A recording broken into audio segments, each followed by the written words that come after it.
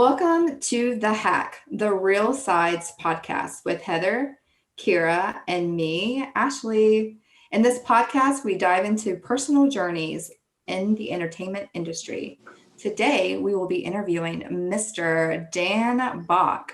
Dan has been pursuing acting for several years now and has studied at places such as Second City and the Actors Community, where we all got the pleasure to meet each other and start working together. Hello, Dan. Hello. Thank you, ladies, for having me. Yeah. Dan, so in our podcast, what we started off by doing is a little debate. It's a friendly debate, but we do have sides. So you are more than welcome to join into this debate, or you can just listen on the sidelines, because sometimes when girls start going, you know what I mean? Right. But today's debate is about the grocery bag. So Keira has very strong feelings about this, so we're going to let her start it off. But when you come in from the grocery store, where do you put your grocery bags? Where should they go? On the floor or on the worktop? What is the worktop? Sorry, Keira, for anyone that's new listening to this podcast, Keira is our dear friend from across the pond. She resides in the UK. So every now and then she may say things that make absolutely no sense. We'll translate for you. Wait until we have an English guest, and then it's at least going to be 50-50. Yes. Not all the time. Half the time, hopefully, people are going to be like, what are they saying in America? Subtitle it, put a subtitle. So the worktop, as in when you come in, the kitchen worktop, yeah? Is that the counters? The countertop. Okay. Okay, so you're saying it either needs to go on the floor or on the counters or worktop? I have a secret third option. Okay. So we have an electric hob. So I put the bags when I come in, the grocery bags, the shopping bags, whatever, on the hob. My theory is they've been on the floor potentially in the shop, or when you put them in the car, they've been on the floor of the car. If I didn't have so much shit in the back of my boot, they'd go in my boot, but they don't. They go on my passenger seat. And so they're probably filthy. But I don't want to put them on the floor because I'd have to keep bending down, up and down. So my theory is if I put them on the worktop, on the electric hob, obviously without it being turned on, either obviously disinfect it straight afterwards, or I don't cut food on that, so it doesn't matter. I don't put any food on, like raw food on there. And then when you turn the hob on, it gets so hot that it kills all the germs anyway. Are you talking about a stove? Yeah. Why would you call it? So that entire time you're going, what the fuck is a hob? Translating. Stove. So yes. Stove. They're on the stove. But if you do have electric ones that have like rings, but it's all flat, yeah? Mm-hmm. Yeah. Okay, so not like gas burners, because that would obviously tip over. But the complete smooth, flat stovetop. That's what I do. So you think it should go on there, or it can go on the counters? Works. Only if you disinfect afterwards can they go on the counter. Okay. Heather, what is your input? I'm just wondering why the grocery bags would be on the floor in Keira's grocery store. But after you've packed your bag, okay, maybe not on the. No, actually, sometimes. Well, I'm sorry. In England, we don't have baggers. We have to bag our own stuff. We had this conversation earlier. You guys just have a luxury that we don't have. So sometimes when you're packing your bags and you run out of room, you put that one on the floor, and then you go into the next one, or you put them in the trolley, depending on whether you have a trolley. And then when you say I'm getting them out of the car and I'm walking to the house, sometimes I might have to put them down on the floor outside whilst I open my front door. There is possible floor germ transference. Yeah, I go with countertop. Do you disinfect afterwards? We have baggers, and our bags are plastic, and so they never touch the floor. They pull it out, and then they stick stuff in it, and then they put it right in the buggy or the trolley. All right, fucking princess. Sometimes I do put them on the stove top, but I stove top. When you have to open your door? Huh? What happens when you get home and you've got to open your front door? Do you have someone to do that for you as well? I leave them in my car, and then I go open the door, and then I just leave it open. Interesting. And then I just go back and forth. Yeah. Okay. I'm a floor only kind of gal. So really? I don't ever go on my countertops. I mean, I can disinfect, but with right now, I feel like disinfecting wipes are very hard to come by. So I don't want to use those just to use. I just put the floor because I have the vacuum cleaner going once a day, and then I will mop like every couple of days. So And you can get in your exercises like squats. yes, I just groceries pull out. all those. And I'm a one trip girl too. So I will stuff as many bags on my arms or my children's arms as possible. And we haul in. Like your 2-year-old. But it's disgusting. I mean, I know you say you like bag them and then they just go in your trolley or your cart, you know, and then there. But then I think about, I see the people in the grocery stores and sometimes they're not very nice to those carts or those trolleys. So I'm just like, you know what? I'm good. I'm just going to put them on my floor. What about you, Dan? Do you want to be in that? Yeah, that really reminds me of, I hadn't thought about this in a long time. I grew up in a house with 7 people, right? So there's like, and a dog.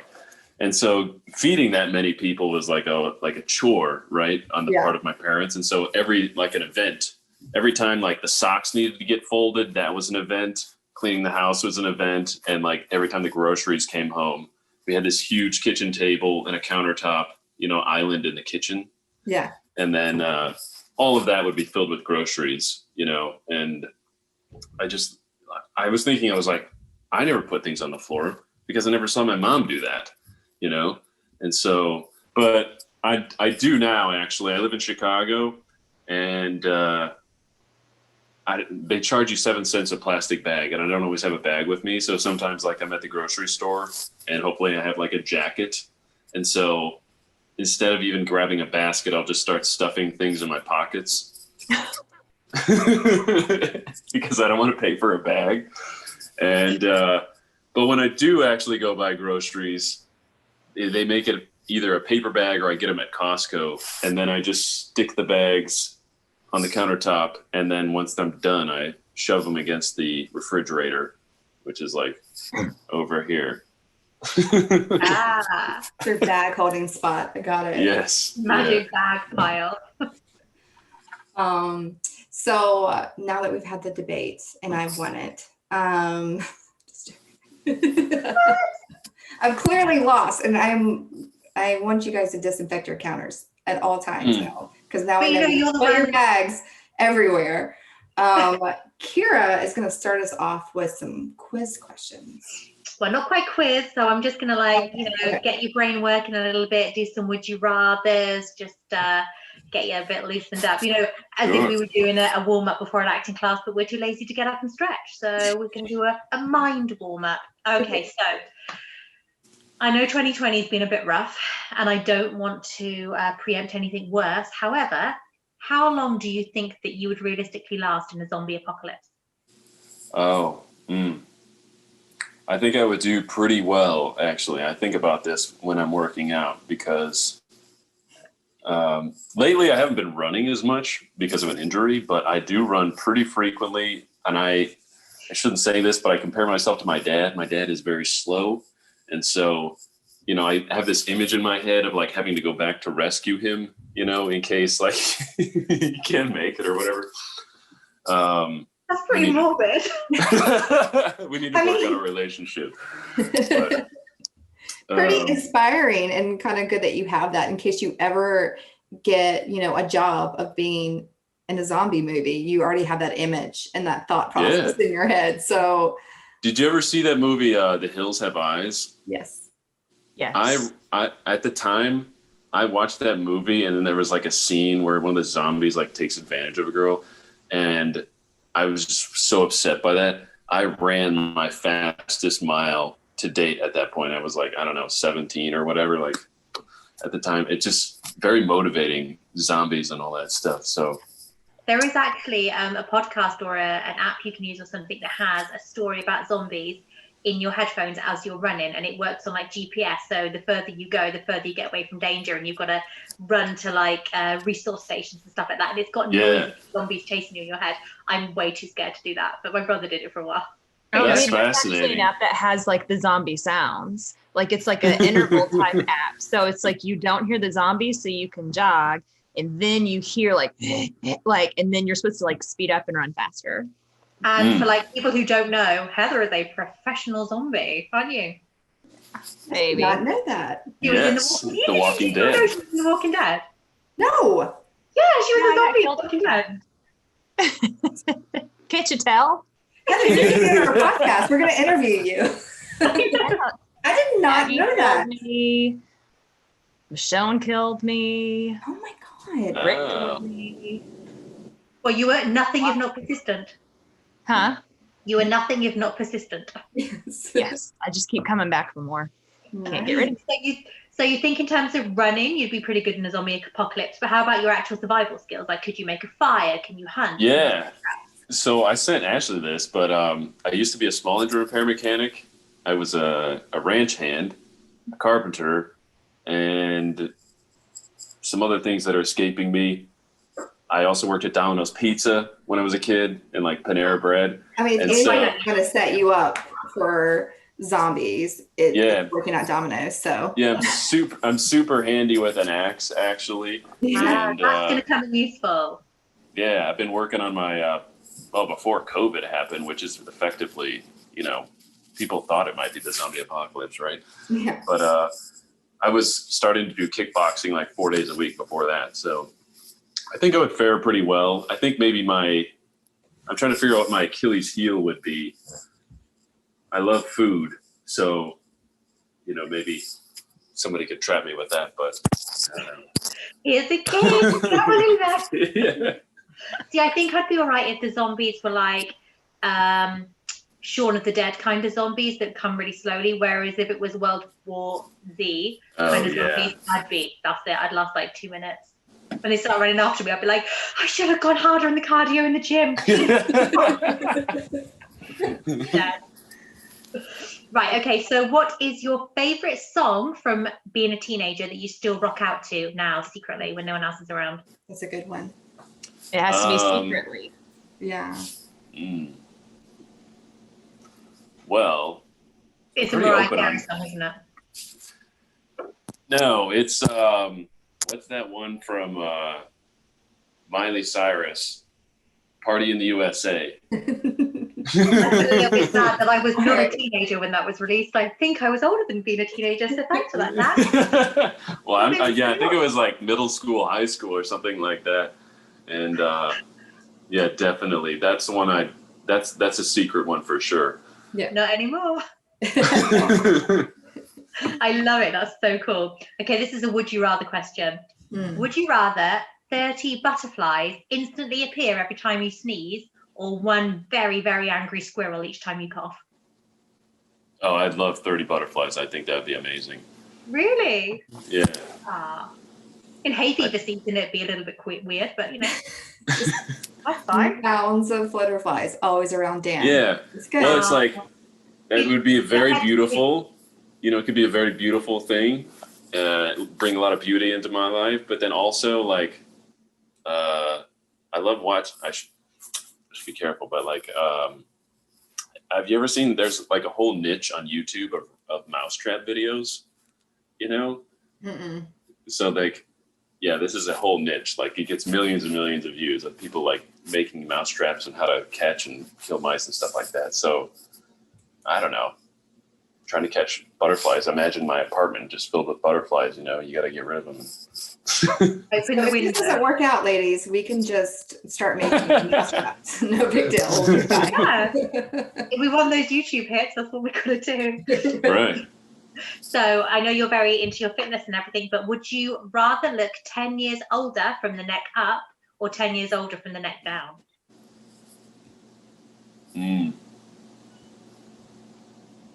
Probably 10 years older from the neck up. Really? Yeah. It's quite I'm going to say that. You would say Yeah. that too, Heather? Huh? You would say that too? No, I said he's a guy. He would say that. Yeah. I would say neck up. What would you girls say? Look older, I would say neck down because I can cover it up with like I'm sorry, thanks it yeah, up.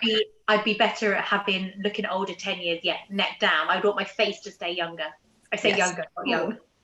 With the way the filters are going nowadays, you know what I mean? And Photoshop and, ring lights and all that jazz. I don't know. Right. I think I might want my body to, I guess I would want it to look younger, but I would also want it to feel 10 years younger. Like not be as like creaky and crackety and Well, there's an interesting fact, actually. If you want to know what your skin would be like without any of because like sun exposure basically ages your skin, right? Mm-hmm. If you want to know what your skin would be like without so much sun exposure, you can just look at your butt cheek.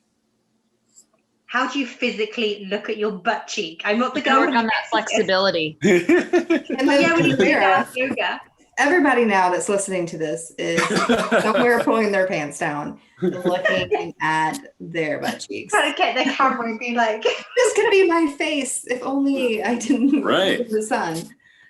if you sunbathe on your stomach, your butt's still going to get some sun action. Right. Oh. But not a lot less, you know. Unless you wear thongs, and then that would not be a case. If you like wore thong bathing suits, then Yeah, that probably wouldn't help. You're asking the thumb. Thanks for that, Ashley. It's a good one. Right then. Would you rather everyone you know be able to read your thoughts or be able to read your internet history? Thoughts. really, It's that bad, is it? I think I feel you're a little red on that one. Well, anytime I like Google something, I'm just like feeling that's somewhat deviant. I'm like, oh man, if I ever like run for Congress or something, they're just Google's like gonna come after me and dig this up or like. Oh, goodness. You know? It's the rabbit holes. It's not your fault. You look at something else and then you get somehow like stuck down into a rabbit hole where you weren't meant to be. I understand it. Yeah. There was one food that you could eliminate from the world and no one else is allowed to eat it ever again. What would it be? Would you hate that much? I don't know, maybe Brussels sprouts. I don't tend to eat things I don't like very often, and so like tis the season. Maybe had, I don't know. I eat a lot, so I'm not very picky, you know. Like I used to hate mushrooms, and now I eat them. I used to hate tomatoes, and now I eat them. Mm-hmm. But yeah. We'll go with Brussels sprouts. That's fine. It's fine. There's a lot of hate. It's not really happening. We're not going to really eliminate that. So it's not that. You don't have to have like a mental real issue with this. It's okay. We don't have those powers. Oh, I got a better one. So I have a brother-in-law who's from Syria, and the first, like, it's this long story, you know. I'm the youngest child, and this is my oldest sister's husband. And before I ever met him, I met his mom, and she doesn't speak English at all. But we were there with my new sister-in-law, who sort of translated. And I'm sorry to say, she made us this like boiled spinach thing, like spinach, like grape leaves is what it was. Grape leaves. And I hated it. I can tell you, grape leaves are probably one of my least favorite foods. So it is awful. Yeah. Lovely woman. Didn't grape leaves. Didn't, I'll take didn't some take reverse and let them know. Get rid of that vegetable as a We'll whole. put it out there. Okay, we're going to move away from food then. Thank you very much. It's a big argument. But if you could recast any film with the Muppets, what would it be? And who would be your one human actor? Oh, maybe like There Will Be Blood would be really good with Muppets. That would be good. Yeah. Who would be your human actor on there? You know, it might be interesting to keep Daniel Day-Lewis in that role, but I think it might be even better to have Paul Dano stay as the because he just like went crazy at the end, you know. Yeah. So, you know, maybe it would be interesting to have him as, at least for a scene or two, just be the only human being. Like, just imagine the last scene with Daniel Day-Lewis and Paul Dano, except Daniel Day-Lewis is a Muppet who's like beating Paul Dano over the head with a pinball. It could be a pin or whatever. It would have to be the chef. Oh my God! Yeah, because he gets it in that also. That would be funny. It would be good. That's Thank you so much for answering my ridiculous questions. That was amazing. That was great. Me, so that's good. Now that Keira's got you the fun questions, I'm going to come at you with some more serious questions about you. So we want to know what got you into acting, like what brought you into this world. My mom, and then physically. But what got me into acting? I think my dad watched a lot of movies when I was a kid. And so I started to kind of just like get into it from that, like, you know, watching films and stuff like that. And then when I was a kid, my mom tried to get all of us kids, all 5 of us, into a local theater production, Paramount Theater, actually, in Aurora, Illinois. Used to be like if I'm thinking of the right theater, I think they filmed that Johnny Depp film, the Johnny Depp mobster film there. I don't remember what it was. But anyways, they do a lot of theater out of that theater. And I played a little bat in a Snow White production, you know, like a musical. Mm-hmm. And like, you know, just one of like a dozen of them or something like that. And I just had like the best time, like with my little like bat friends, like eating French fries behind the stage, you know, like, and just like chilling out. And it was just a lot of fun because you got to go up and you're in front of like hundreds of people, and there's this like razor's edge, there's this nervousness, and then I think that's the great thing about performing, especially like theater, is there's that like tension of like you're sort of walking a high wire a little bit because you don't want to screw up. And so I think that was like something that got me really interested in it. And then I put it off for a long time because I don't know, maybe I thought theater was dumb or something like that. Mm-hmm. And then I started to think about it more. And then in high school, I remember I was walking home my junior year from the high school on my way to work. And I was like going past the library, in the public library, and I was in the parking lot. I was like, I think it'd be really cool to get a lead role in the school play next year. And I did. So I played Lucian. What was it? I played Lucian P. Smith in the production of The Boys Next Door. And anyway, I really poured myself into the role, and, you know, just like going through a lot at the time with stuff at home, and then just, you know, growing pains of being a teenager. And I just took all that and I put it into that production. Mm-hmm. And it came out really well. And a lot of people, I worked at the Panera Bread downtown Batavia at the time, which is the town I grew up in. And I was there all the time working. And so, you know, we did the show, it went over really well. And then for like 3 or 4 weeks afterwards, I'd be working, making sandwiches, and people would come up to me behind the counter, you know, and just like, hey man, you were great in that show, and like, or ask me about it. And so it got like a lot of positive feedback from the universe. And then that was kind of the thing that sort of like, oh, you should do this. And it's just been a journey of going back and forth between how seriously I take that, and, you know, what gets in the way in terms of like different, not having opportunities or support, and then deciding to, you know, it's like you decide to do something and then all of a sudden the entire world gets in your way, or you get in your own way, you know. So after that production, how long did you wait before you started like formally training and taking classes? Well, a while. I think I was insecure with the decision to become an actor. And so at the time I had actually been doing a lot of like filmmaking in the high school. And my sophomore year, that was another thing that gave me like a creative outlet. And I had a video that I produced for the high school. It ended up on Fox News Chicago a couple times, you know? And so that gave me like a lot of validation. And directing only, or did you act, or what was that?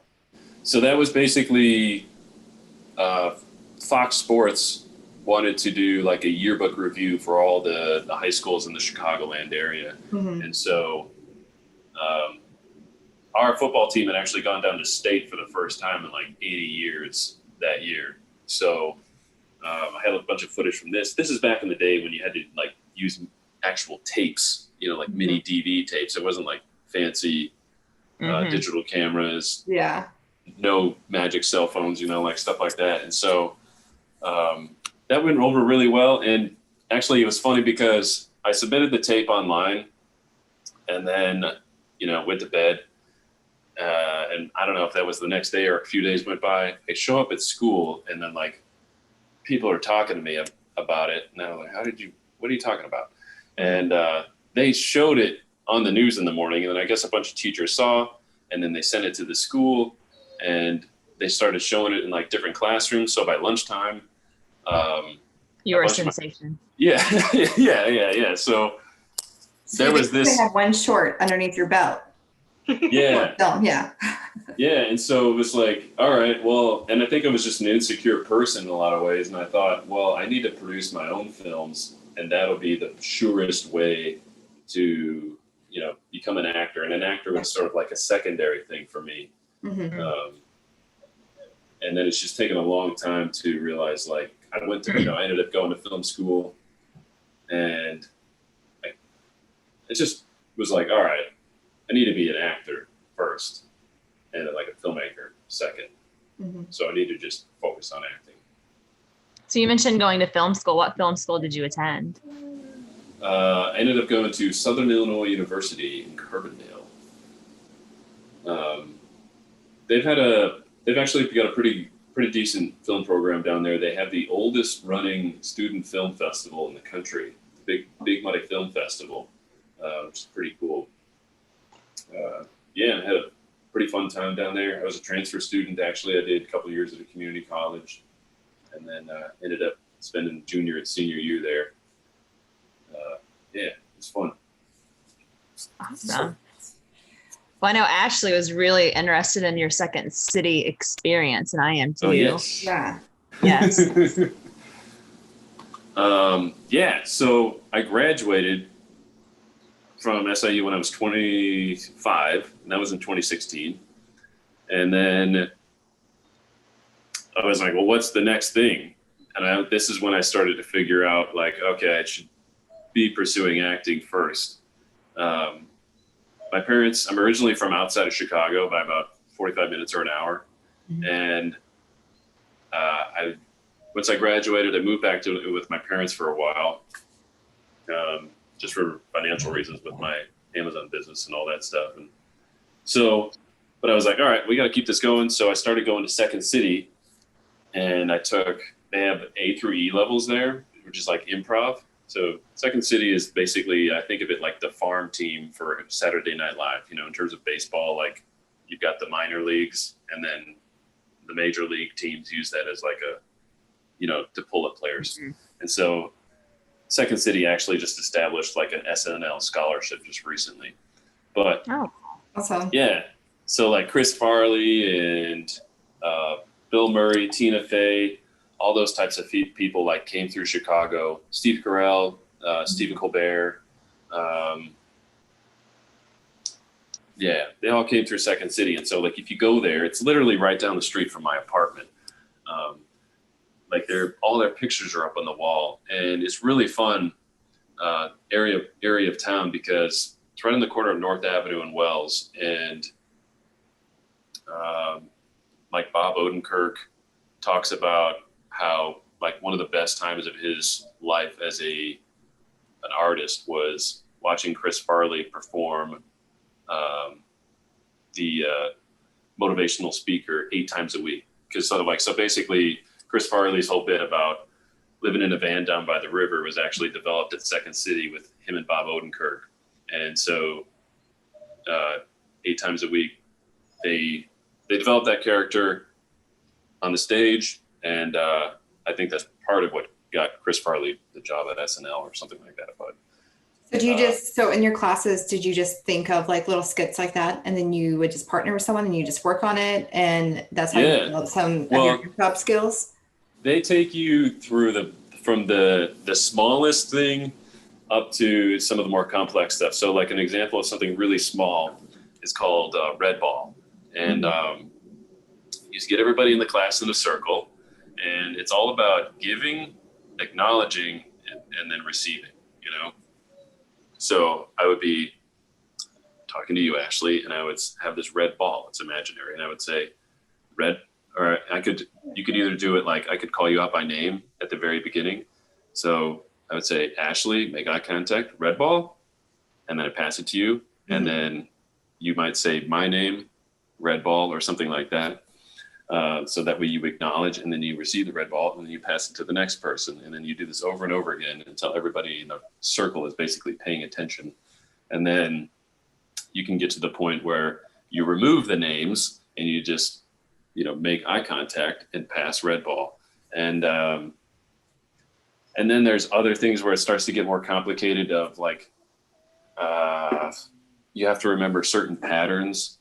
I'm trying to remember, like, for example, there's like 10 of us in a class, and then the instructor has us name like 5 different brands of ketchup, or and then like, you can even make up a couple names if you want to make it more fun, or 5 different brands of cars, or 5 different types of anything, fruit, vegetables. And so you come up with like a short list of 5 different types of fruits, vegetables, cars, condiments, and then you start to, I forget exactly how that works, but essentially you start moving around in a circle. Same thing. So like I would say Chevrolet, and then I would pass it off to you, Ashley, and then you might say Chrysler, and then you would pass off to somebody else, and then they would say, Pontiac or something like that. And so you would have that 5 sort of circulating within the group, sort of going back and forth. And then the instructor would throw in the next set of 5 while you're passing back and forth that information. So that way you can start to share more complex information while other things are going on, and you kind of like build a scene is how that translates. Because when you're actually acting out a scene, there's a lot of different things going on. You need to be paying attention. So it's a skill to kind of teach you how to listen to your partner and your surroundings. Basically, attention, not only lines. Yeah. Right. Exactly. Yeah. So, because with improv, if you come to the Second City, like the theaters are in Chicago are all kind of in danger, like every big city right now. Second City is actually up for sale. But if you come to the main stage at Second City, it's a decorated set, but it's not elaborate. There's not a lot of like extra furniture or anything like that. There might be a few chairs at most when they come and do a scene. And so, if your partner mentions that they just came back from the dentist and they have a toothache, mm-hmm. and you somehow mishear that, like maybe you heard that they came back from the dentist, but you heard that they got their tooth pulled, and you missed that little part. The people in the audience have one interpretation of what's happening, and you have a different one, because you're not paying attention. So by building all these like little details together, you create, what's the word I'm thinking of? It's not a scene, but like a world, an environment. Yeah, you could say it that way. You're essentially building this environment, by putting details in there and then making sure that you pay attention when other people in the scene put things together. And then that's kind of like where some of the humor starts to develop.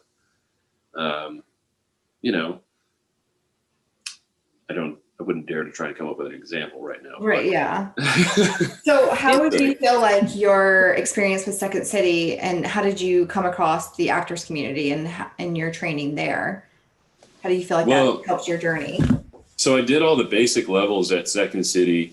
I actually did it Improv Express. So they have A through E is the general, typically how you do it, which is 5 classes.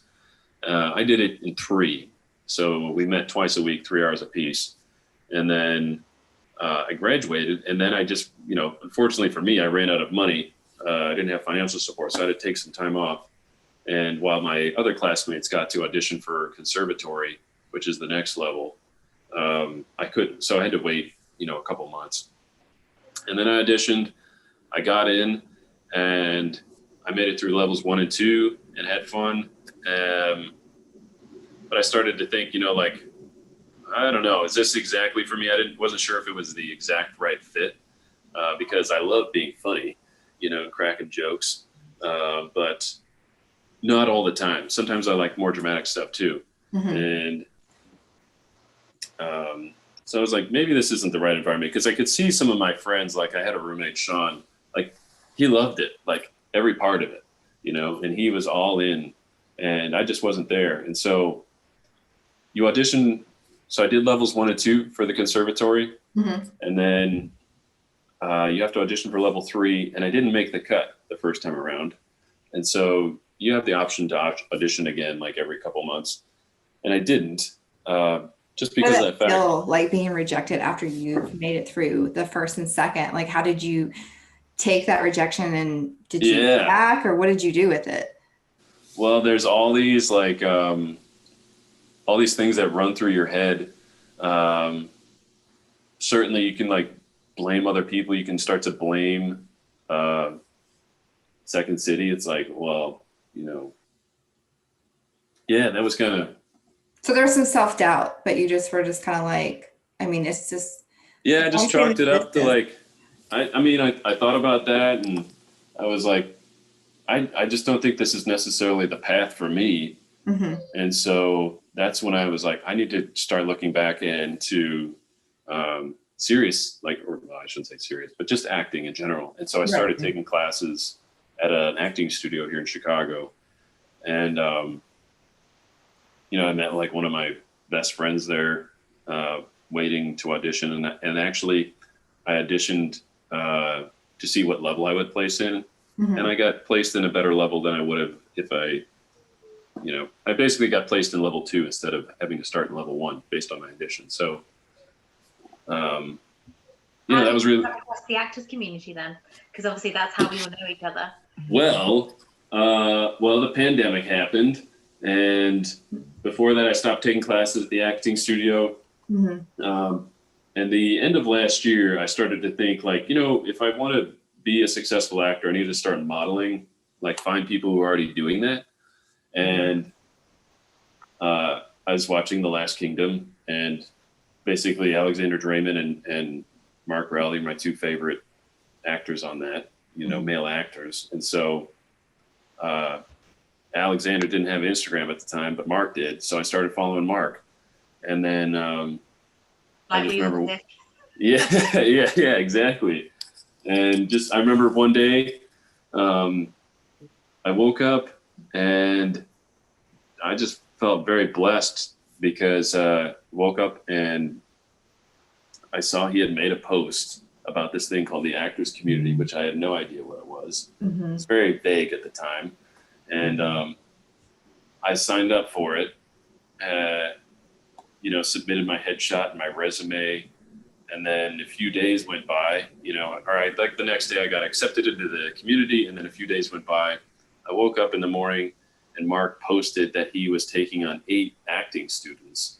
And I just read that and I didn't bother to really even digest any other detail except to go to the link. I literally got out of bed and like opened up my laptop, like half, you know, my eyes are like halfway open and, you know, took out the credit card and like signed up for the class thinking I would never be one of the 8 people. Yeah. And then I was. Yeah. Yeah. Great.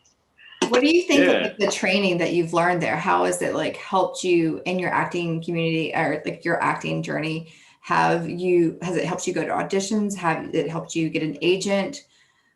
Well, like for sure. So like the acting studio that I attended here in Chicago was a good studio, but like they gave us a whole breakdown based on around Michael Shurtleff and the audition. And you know, they give you a book, like this is how you should, you know, take apart a character and build a character. And the best thing was taking the class with Mark, and he's like, okay, here's like 7 pages line by line of exactly what I do to create a character, you know. And he's you know, good with his ideas, isn't he? He's great. He's brilliant. Yeah, he's amazing because he's a guy who's a lead actor on a Netflix show making a living, you know? And so, you know, that all of the junk and like, you know, a lot of people that do acting, coaching and teaching, right, to add in a lot of fluff to sort of boost their ego. None of that is in there with Mark, you know? I feel like it's like real life like learning that you can take and actually apply it. And it's not, I'm trying to sell you a book. It's not, I'm trying to sell you, 4 more classes. It's like, this is what we do. This is how we get jobs. We're not saying that it's foolproof, but this is knowledge. And I really honestly, I mean, I've searched in the US, obviously this is a UK school. But I feel like it's one of the few that I've actually seen where you can just actually get stuff. Like, I mean, I feel like I've put my stuff out there for more auditions more. I feel like, I mean, I went and found an agent because of this, you know what I mean? It just gave me a Right. focus I didn't have. So what, I mean, has it done that for you? What have you done, to pursue it? Well, like, just to go off of your other point a second ago is like, yesterday in class with Harry McIntyre, I had a bad day when I made that self-tape, and, he didn't like exactly rake me over the coals, but he wasn't like, oh, that was a great tape, like, Yeah. Yeah, they don't It's never me, but it's like, listen, I'm going to be real with you on that one. You know what I mean? Yeah, exactly. That's what you need, isn't it? There's no point in them going, you've paid me money, so I'm going to tell you you're excellent. We don't need that. That's not going to help any develop as an actor. Yeah. That's not to say that they're really harsh. They're not at all. I know everybody listening is going to be like, never mind. I'm not going to. You still love me. No, but every coach we've had, their feedback has been so tailored to each individual and so exact with no fluff and crap around it. It's like, this is what I really liked about your tape. This is the things that you could have done differently. Yeah. Maybe next time you need to think about that. In your like real lifeness. Yeah. So yeah. Well, like to go off, I'll get to that. But like Keira's point, we had James in class, as our teacher, and like I remember submitting the monologue for him the first class, and then I was like, he said he's going to give us some feedback. Maybe a paragraph or 2 or something. He writes out like an entire email's worth of feedback. And I was like, this guy really like. He like watched it and paid attention and broke it down and like wrote down notes. Yeah. Do you guys think so anyone who's listening and who's not quite sure, this is James Northcote. Yes. He played Aldhelm on The Last Kingdom. So he's been one of our coaches. And again, the butt cut. He's also a producer. Him and his wife are a producer. They do a bunch of short films that are out there. So he's just amazing all around. But I will say I kind of cringe at the thought of what I've sent him in the past. You know what I mean? I'm like, oh my God, I sent that to him. But I will say, like, I feel like I've said this before, like, I feel like it's pushed me to, even though it's crazy right now and jobs are crazy and not that far out there. Do you find that you've been pushed now and that you're out there? I mean, what is your process? What have you been doing? Well, it's massively encouraging for sure to be a part of the actors community. And, it's like every time you take a class or you, like you're taking a class and it goes week by week, right? So you sort of, and if somebody reports like, well, I got an audition or I just got with an agent, like all that's like, all right, got to stay on the ball, like keep working on this every day. Yeah. And, like this year with all that stuff, I've like, actually got my resume going. My headshots are all good. Yeah, I saw those. Those look good. Started it. Yeah, thank you. Yeah. Hair flip, Yeah. I've like, I haven't really got any work because of the actors community, but like I had an audition with a casting agent a couple weeks ago. I'm submitting for auditions. But you did a short film too, right? You and your friend. Oh yeah. Yes. Love that. See that for getting your work out here. Yeah. I did a short film with my friend Zach, who I met in film school. It's called Orb. I don't think we posted it anywhere, but. I was gonna say. And you have a pretty big following on TikTok and I feel like Instagram too, where, I mean, do you put your acting things, I know you do it on Instagram, but on TikTok, do you have like a large following of, and do you put your work out there? It's like, is that one of your outlets? Well, that's the plan. It's really interesting, like with the TikTok thing, I had 176 followers one night, and then I'm sitting at my kitchen table like I am now. And I'm thinking about like this was like maybe 2 weeks into Mark's class or something, like Mm-hmm. 3 weeks into it. And I'm like, man, what a blessing just from God that this is like a huge sign that I need to be pursuing this acting thing more seriously, and I need to give up the Amazon business, or at least set it aside for the most part to really pursue this acting stuff. And so I was like, what?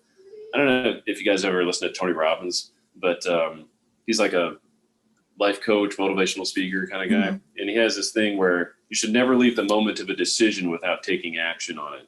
So like if you decide you're going to lose weight, you should get on your phone and look up a diet plan and like sign up for a diet plan or a workout program or whatever. So I was like, what can I do to sort of signify? I had 4 beers of Guinness by this point, That's always decision making, I feel like. Life decisions, put some Guinness or alcohol in it. Yeah, exactly. And so I was like, what can I do to kind of like have like this to be like a meaningful pivot to go from doing Amazon for the last 2.5 years to just pursuing acting. And I was like, I'll make a TikTok. And at 176 followers, I didn't think much of it. And my thought was like, you know what I'll do? I will start to make TikToks telling people how to sell on Amazon for free, and then maybe in a year or two, I'll have like a couple thousand followers that when I start to do acting and I start to have gigs and, like work I want to show, I'll have this captive audience, that kind of like I've given a lot to, so maybe they'll check it out. And so I made this, 1 minute video. It was a long one, just kind of explaining like all of that, with Mark and the actors community and like everything we've done over there and what I've done on Amazon. And I spoke, I don't know what is the right word, like it's not hyperbole, but I was like, follow along and you're sure to make some money, I didn't think anybody would watch the video. I make that video like 10 o'clock. I go to bed at like midnight, a couple hours later, and I got like 30 followers. I was like, oh, that's cool. And so then basically all you need to do is do something and go to bed and you wake up and everything's fine. So just audition at night, go to bed, wake up, you'll have the job, things like that. Just do that. Yeah. Well, by the next morning I had 1,200 followers. And then by the end of the weekend, because this was like on a Friday, I had over 40,000. And then wow. That's crazy. It went past 100K. And I've just been making a lot of TikToks since, because there was a lot of angry people in the comments that were like, hey, but you said you're going to teach us about Amazon, but like there's nothing else here. What's going on? Would you like to take hold of my TikTok account for a weekend? And I haven't posted a single thing. I just downloaded it in lockdown because everyone else was on it, and I was like, "What's this?" Right. So I done testing. I couldn't even figure out how to use it. I'm like, what the hell? Like, I am so old. Like, I'm like scrolling, I'm like asking my child. I'm like, how do you use this? Like, right. I will say we do not have a sponsorship for our listeners. We do not have a sponsorship for TikTok or the actors community or Second City, but we are all for that. If we are so open. Sponsor us, right. We will talk. We have no morals. It's fine. We don't. I'm just joking. But we don't. But they are really great places, and I think that like the 4 of us here are here because of the actors community, like talking to one another, doing different work, and I think that that's something that I personally can't talk about enough. Now, whether I, become a serious professional working actor with lots of business, which I really, really hope, and I'm sure all of us hope. Like, I feel like one thing, if anything, is giving me confidence and a drive to do what I want to do in life. Like you said, like if you're going to do something, then start it like right then. Give it like some movement to it. So yeah, that's interesting. Becoming the best version of yourself and like pursuing the things that you are passionate about and that give your life meaning. Like, not only does it help you, like it helps other people. Right. And so like every Monday I make a TikTok video, which is where I just update people on how my acting career is going. And typically not a lot of people watch these videos compared to like 5 tips about boosting your Amazon sales or whatever. Right. Or so I thought. And so, I might just get like a few thousand views on these like acting career updates. And then, so I didn't think anything of it. I was just like, this is kind of just for me doing these updates, like to keep track and to make sure that I'm actively pursuing this and like making progress and not slacking off. And then one day, a guy following me started like a Dan Bach challenge hashtag. And then like he made a couple videos about it. And then all of a sudden I realized, because I mentioned his video and then like a bunch of people that follow me went and followed him, I was like, oh, there's actually people that follow me that are like actually invested in this. And so by me, they're watching me do this thing that I'm passionate about, and it's also risky. And then like his name is Anthony Harry, actually. He's an animator, and he's like, yeah, man, you inspired me to really like do this for myself. So, whether it's like you, Ashley, or Keira, or Heather, I think that it's like pursuing acting or whatever you're passionate about, like other people see that. And, I think that's why the 3 of us started this podcast. I mean, we were just talking, like we do, we have group chats and stuff like that. And we just happened to talk about the kind of the same things over and over. And that's why we wanted to start this. We wanted to have a podcast because I know me and the other we've talked about, how do we get started? Like, where did you go? Where are you looking at? Who are you going to school with? Especially now, like, what is your process? How do you get an agent? I feel like there's not, we're trying to find the secrets, of this industry. And we all know that it's based off of luck and who and networking. So I think for us, this podcast is to bring on aspiring actors that are working, casting directors, agents. If anybody out there wants to be on our podcast, so we can give that knowledge, right? Let us know. We'll have our email and our IG handle and all that good stuff at the end of this. But we want to show how everybody's path is different and just different ways that you can go there. Because I know when I was starting this journey later in life, I was like, how do I start? Like, where do I go to? And then like joining this community, I was like, oh, wow, like there are another person across the pond for me, that's doing the same thing. And even though her journey is slightly different, like her, Keira's path has given me insight of what I can do. And the same thing with Heather. Like, I didn't know you were on the zombies. Like, now I feel like, like all this cool things. It's like it gives you a little fire, like, right. But it's so supportive too. So that's our whole purpose of this podcast, is to do that, is to get that information out. Hopefully listeners down the road will be able to like ask us questions that they want to know about, maybe ask for some guests to come on. And, another thing that we have talked about, and I know I've talked about with you too, is every actor gets this when we're auditioning, and it's our sides. And every teacher, whether you're at the actors community, or I know Second City has a lot of improv, is that all your information that you need to know about that scene is in those sides. And a lot of the time there's like 7 words. And you're like, what? If you feel comfortable, tell us about your process of when you are about to audition or self-tape, as so commonly done nowadays. Yeah. What is your process? What do you like to do? What is your secrets? Well, under normal good circumstances, Ashley, I learned a lot from Mark. That was probably the most informative class on how to do a character breakdown that I've ever had. And so, like I said before, he basically gave us like 7-page sheet, and I treat that thing as like the Bible. I have it. I'm not necessarily a very organized person, but I made sure to print that off and like save it in like 3 spots, and it's in a binder. It's neatly kept.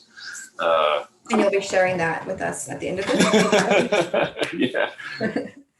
But so yeah, it's similar. He basically takes a lot of pages from other people's books, and so it's a series of like, first you have to establish like relationships. So look at the material and figure out like, what is your relationship to, how do you feel about other people in the scene, how do those people feel about you? And, maybe how does the other people that are playing in the scene feel about each other? And basically you just try to figure out what the relationships are, just based on the words on the page. What do you do if it's not another person? Like what if it's just you with almost like a monologue, or you don't ever have that other person talking and you are really talking about that? So then you're just object. You're trying to do like detective work to figure out how you feel about yourself. So like I'm really interested in psychology, and so like I think that's really interesting to try and pick apart like why someone used a certain word versus another word.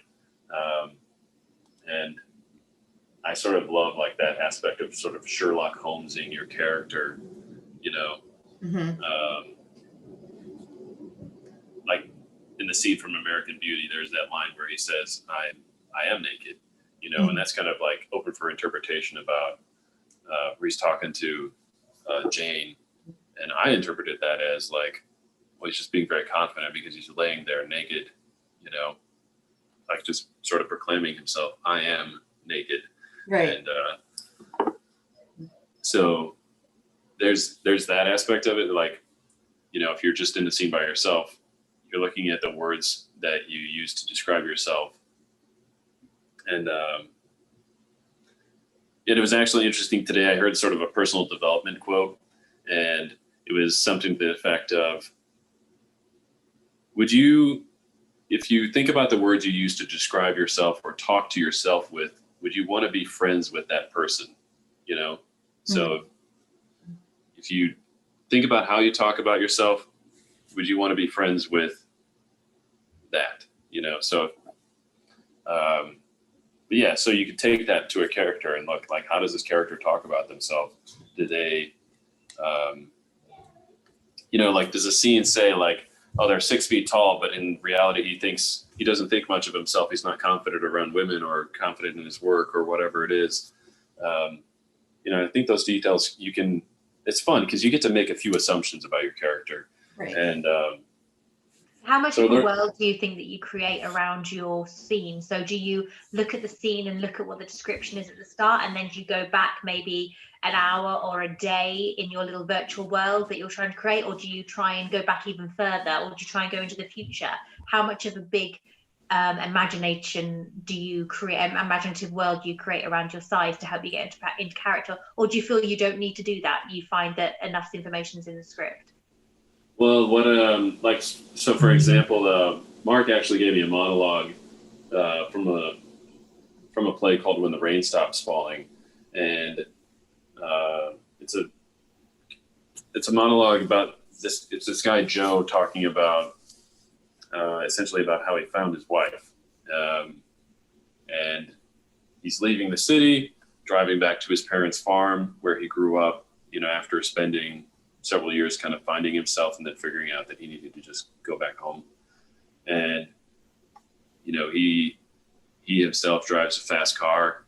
He's on a country lane, this Ford GT, or I guess it doesn't say, it's Ford passes him, going like 30 kilometers faster. And he gets pissed off about that, comes around a bend, and then the Ford is wrapped around a tree. And oh yes, I remember this from your monologue with James. Yeah. I remember that. Yeah, so there's a lot of imagery within that monologue that I can actually associate with myself. And that was one thing that Mark told me. He's like, try and connect those images.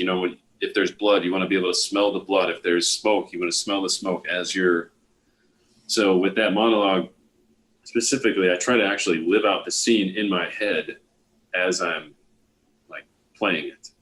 And so I'm, like the way I practiced that monologue specifically was just to close my eyes and say the monologue.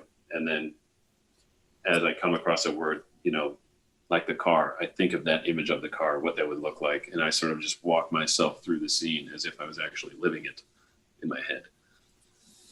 So we've talked a lot about in our classes about uniting and action and things like that. For people who don't know, uniting can be anytime there's a break or a change of direction or a shift of energy in the script, you create a new unit for it. And actioning is, I mean, this is an incredibly basic way of describing it. And if Andrew Rothney heard me talking about this, like of uniting and actioning, he would like be like, she didn't listen to anything I said. Or he'd be like, I totally failed.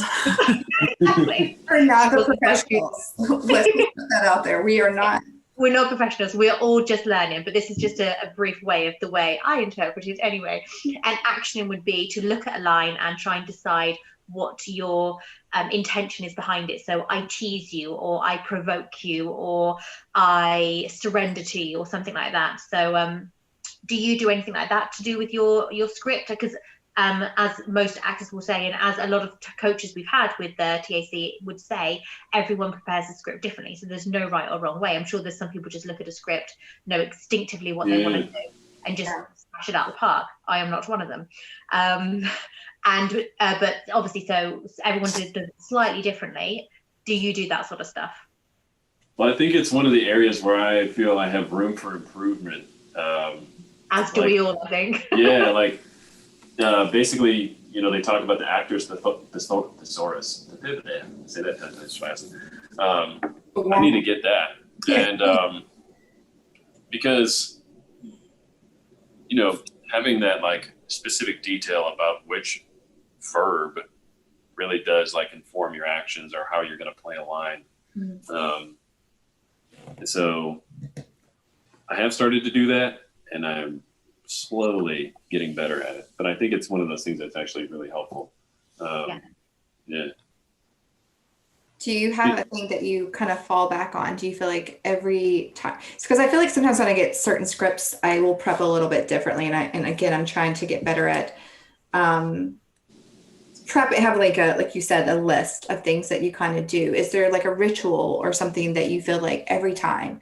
Like I tend to go to music to try to get me in the headspace. This is always my go-to. What would you say your go-to is to get you in any kind of space? Music for sure is a big one. Yeah, and like I mentioned earlier, like trying to come up with those images, and to some degree, maybe thinking about like my own personal experience with some of that stuff, and similarities and differences between you and the character. Yeah, I mean, like when I was doing the prep for that monologue from When the Rain Stops Falling, I spent like, I don't know, a couple hours when we were doing it for James's class, like watching YouTube videos about the specific car. You know, it's like a Datsun 180B, which I didn't know anything about. And it turns out it's like a treasured rally car in Australian rally car history. And so, you know, just like watching these two old Australian guys on a YouTube like car show go talk about it, and like, okay, now I start to understand why this was a big deal to a 24-year-old in Australia, which is where the play takes place. He's driving a Datsun 180B. He feels pretty confident about that vehicle, you know, and he gets pissed when some douche in a Ford passes him doing 140, you know. Right. So like I feel like that stuff's super helpful. Yeah. I know with American Beauty, like you helped me a lot with that scene, and Keira did too. And we had some reading back and forth, and I always do that. Like if you can have another person who's in the acting like community at all, it's always good to prep that way. Is there anything do you prefer to be alone, or did you like me sliding into your DMs and being like, hey, would you read with me? Because I do that to Keira all the time. I bloody love it, darling. Slide into my DMs any day of the week. So yeah, what do you prefer? Do you like having solo moments, or do you like talk? Well, it's definitely, I think if working with another actor on the scene is sort of like a cheat code a little bit, because they've like, you know, with the American Beauty scene, you know, like you having done the work for Jane and then me having done the work for Ricky, you know, another person is figuring out half the scene. So you don't have to spend the time doing that. Like if you're just preparing the scene by yourself, then, you know, that's just, as a matter of fact, like in order to understand the other character, at least a little bit, you have to start to look at some of their lines and what they say about themselves and like what your relationship is to them. And so you have to spend time doing that. Whereas if you prepare the scene with another person, you can get their perspective and their interpretation, and they're spending time figuring out some of those lines. And it's just, I think this is a lot more effective and like efficient way to do it. Yeah. Do you ever use like props? Because I know in Harry's class, he talked about he would take an item that he thought would, was it Harry or was it James? They would take an item, or was it Andrew? I can't remember. So many men. I remember which one. They would get an object that would remind them of your character. Yeah. Or do you use other props like when you go through rehearsing? Or would you like to just imagine the props and not actually have them? You can just say no to all. I think that's really helpful. Like when I was in, when I was younger and I was doing shows, I would do stuff like that. Or like I would make a specific, like the first time I did that, I'll make like a specific playlist sometimes for a character. Mm-hmm. And the first time I did that was actually in high school for that play I was talking about earlier, The Boys Next Door. And so I was listening to that music before the scene, like some of the major like emotional scenes, like where I have a monologue before a court. And, but it was just kind of funny because back in the day you had to like burn a CD and like have a CD player in order to do that, you know, like a big like Discman that was like this big. Yeah. Shake it or it would skip.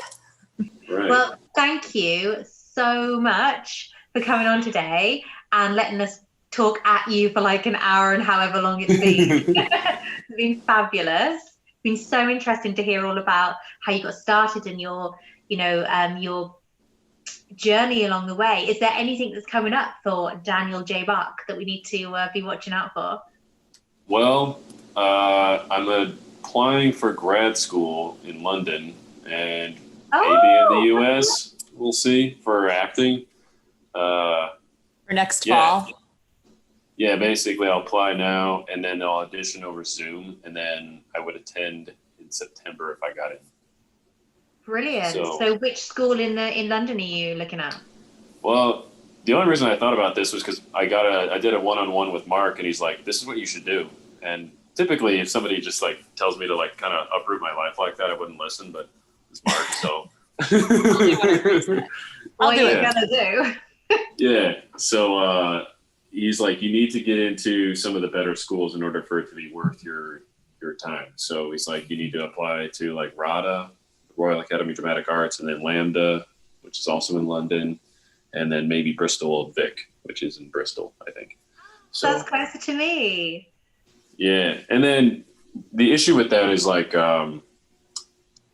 possibly, you go over to London and you do a year of grad school there, and then you get put up in front of agents. But then as an American, we don't really have the greatest visa relationship with the UK, I guess. So that would be an issue. Whereas if I went to, let's say like Juilliard or something like that and got in, I could just stay because I'm an American already, after I graduated. So I'm trying to figure out that. But people can check me out on TikTok, Instagram. What's your handle? What's your TikTok handle? It's Dan Bach 90. DANBAC. We'll put it down below too. Yes. Yeah. All of this. And it's kind of funny. My like you open up my TikTok user page, profile, and I forgot that I put Danny Boy at the top, and so sometimes people will like message me or like comment like, "Hey, Danny Boy, how you doing?" I'll totally forget like where that's coming from. Well, that can be the next voice note I send you. I can be singing "Oh Danny Boy" down the phone at you. Yeah. Or they can check me on Instagram. That's just DB Dan Bach. I post on there pretty frequently too. So. Oh well, that has been amazing. Thank you so much. Oh, we've got Ashley back again. Just the I had to do mother duty. Life happens, in a podcast, and you three women are incredible. Just like I can't wait. Are you guys gonna do like the same thing for all three of you? At some point. What, be interviewed? Yeah. So I we have learn more nothing about you. interesting to say. Heather's been on, a zombie show, and I didn't even know it. So you need to talk to her about her process. Right. I don't know. That Yes, my process for being a zombie is very intense. Again, thank you so much. We appreciate it, and cannot wait to, like I said, interview you in the future and see what your path takes you on. Super excited. Thank you very much, Thank ladies. you. All right, have a good one. See you Bye. soon, Dan. Bye. Yeah.